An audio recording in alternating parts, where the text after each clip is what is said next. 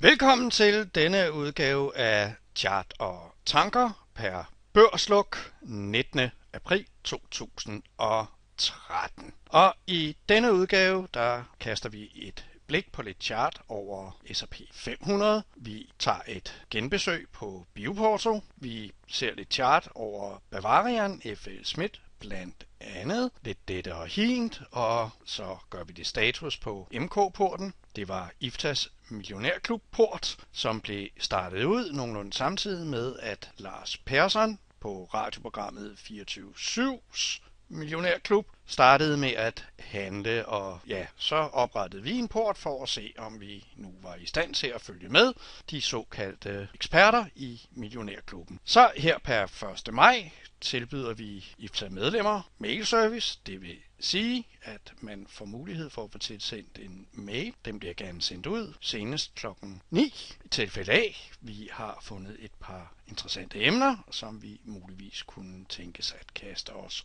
over. Men inden vi tager fat, så er der lige en lille disclaimer. Oplysningerne heri er udelukkende et udtryk for mine tanker. Under ingen omstændigheder repræsenterer mine udtalelser her en anbefaling om at købe eller sælge værdipapirer eller at foretage nogen anden form for investering. Du er ansvarlig for din egen due diligence. For at opsummere, jeg giver ikke investeringsrådgivning, ej heller løfter om, at oplysninger heri vil føre til en fortjeneste, tab eller andet resultat. Men lad os tage fat. Vi starter ud med at kaste et blik på S&P 500 Weekly Chart. Det her det er 260 uger, og jeg har valgt at tegne en kanal ind på her, som egentlig ser ud til at passe meget godt. Der er et touch her. Her blaffer vi lidt under, har touch her, har touch her. Og så kan vi jo så zoome ind på det her område. Lad os gå ned på 50 uger, sådan her. Så kan vi se, at forrige uge, der blæste vi op. Vi fik sat os en ny all-time high på S&P på weekly basis. Og her nu, den uge vi lige har overstået, jamen der går vi så den modsatte vej, og det her det kaldes så for en tweezer top. Det her tal, 1576,09, er jo så det, der går tilbage i tid til før finanskrisen, der hvor vi havde vores seneste all-time high. Lad os skifte om til daily chart. Der har vi her, vi er nede på 50 dage, og så har vi så vores nye all-time high her, og hvis vi havde trukket en linje, som forbandt punkterne her med punkterne her, jamen så var vi lige op og tagge den, inden vi drejede rundt, og så fik vi også et voldsomt shakeout her. Jeg har valgt her på de 50 dage at trække en Fibonacci hernede fra yderpunktet op til yderpunktet her. Og så kan vi jo se, torsdag var vi lige nede og tagge de 50%, og fredag fik vi så en modsat reaktion op til de 38,2%. Vi har en lidt tynd linje løbende her, og den fik vi jo brudt. Man skal lige være opmærksom på det, vi ser på her. Fredag, torsdag, onsdag, tirsdag, mandag. Det er inden for det, vi kalder Option X ugen. Så mandag valgte man så at sende markedet kraftigt ned, og så har man så ellers shaket folk ud. Efter det her voldsomme fald er det ikke så mærkværdigt, at man fredag, hvor alle optionerne er jo afklaret, jamen så kører man markedet op, og ja, om vi skal op eller ned, ved det ikke. Vi har et cross her på MACD'en, men må dog ikke, at vi kan se frem til en uge, hvor vi vil choppe lidt op og ned, måske gå sidelæns, en lille smule op og ramme linjen her, og så lidt ned igen, og så lukke ugen i et område her omkring. Tilbage den 15. marts, det er på denne her candle, og vi har datoen heroppe, der lavede vi en lille video, hvor vi gennemgik Bioporto. Den lukkede i 4 kroner og 85 den dag, og ja, så kan I jo så se, hvad der efterfølgende er sket. Her, fredag den 19. lukker den i 2 kroner og 55. Der er kommet lidt yderligere oplysninger ud i forbindelse med selskabet. Der har jo været en generalforsamling, og ja, set i forhold til det, vi var inde på i den forrige video, jamen så er der jo ikke meget, der har ændret sig andet end markedsdeltagerne jo så har valgt at sælge lidt ud.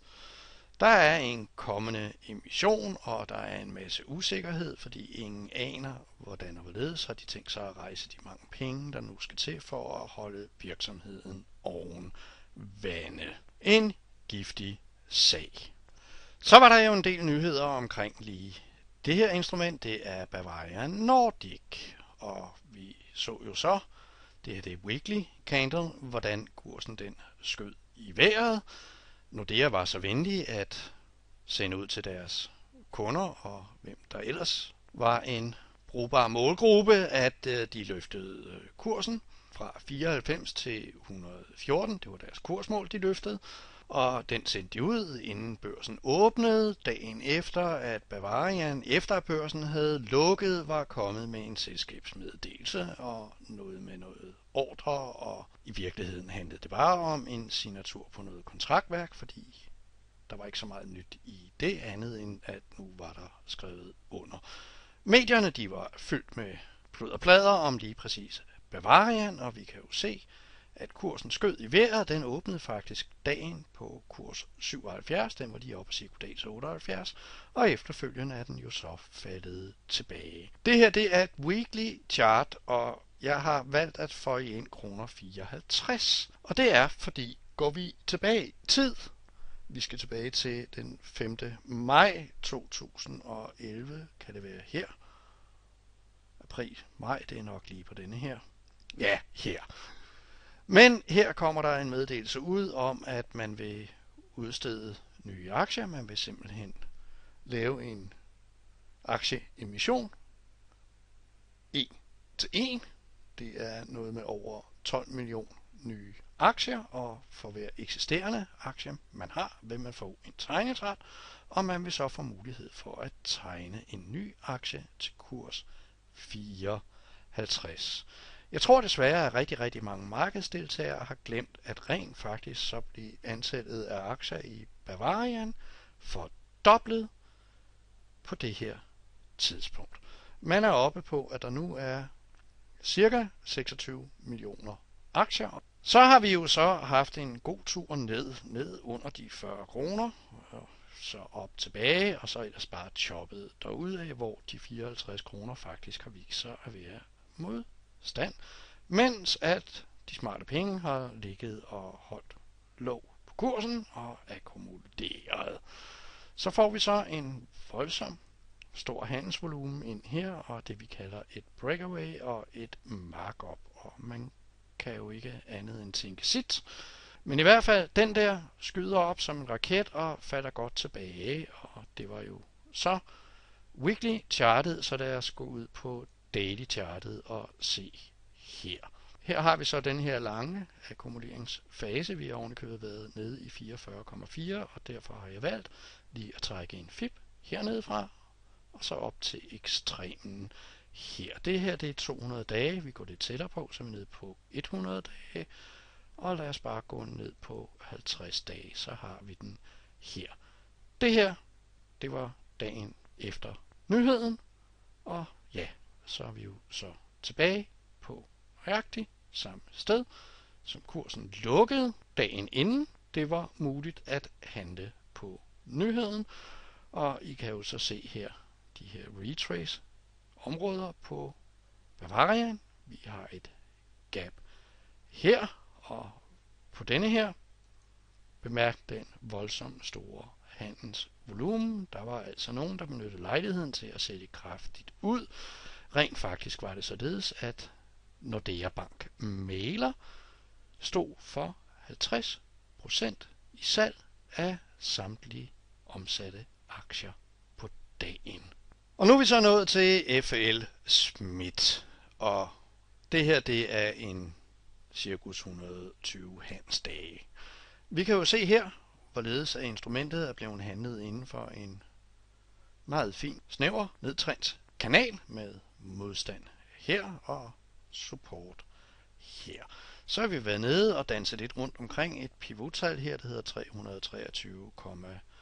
323,20. Oppe i det område heroppe var der så en af millionærklubbens aktieeksperter, som valgte at købe FL Smith-aktien, og det var op til generalforsamlingen. Der var jo et udbytte på 9 kroner på vej. Der blev købt til lidt over 350 kroner, og ja, trækker vi 325 kroner fra, så lander vi på et tal, der hedder 25 kroner, så han har altså betalt 25 kroner for et udbytte på 9 kroner. Vi får os en lille up-thrust, som det så fint hedder, her lige oppe og meget tæt på at tagge den her linje, men hernede der har vi så et par haler på og nede på en support-linje, så her kunne man være gået ind og taget sig et lille swing trade i den, hvilket vi gjorde i vores MK-port. Så slutter vi lige vores chart gennemgang af med at kaste et blik på Vestas.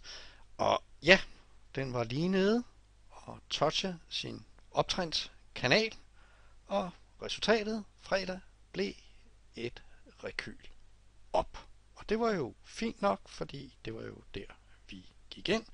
Vi har et pivottal i det her område, og ja, efter sådan et fald, må dog ikke er odds for, at der kommer et bounce er til stede, og ja, vi ligger jo så stadigvæk med en åben position i den.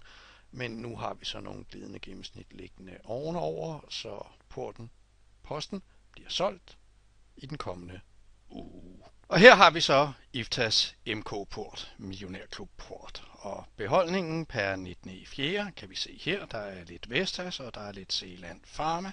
Og hernede kan vi så se det akkumulerede afkast per 19.4. Det er på 24,558%.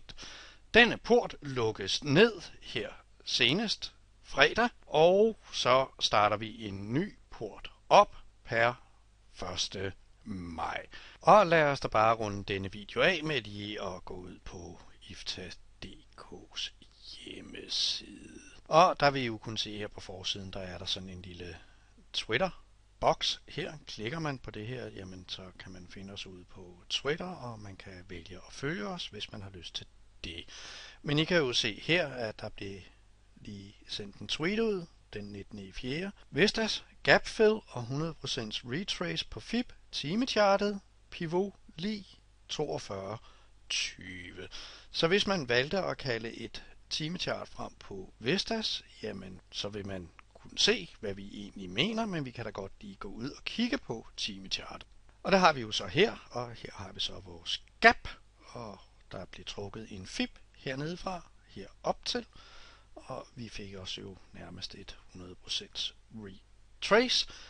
Det her, det er som end fredagens første time, lige ned, lukke vinduet, og efterfølgende, ja, men så kendte aktiekursen jo kun en retning. Og dette var så alt fra C. Hjort, over and out.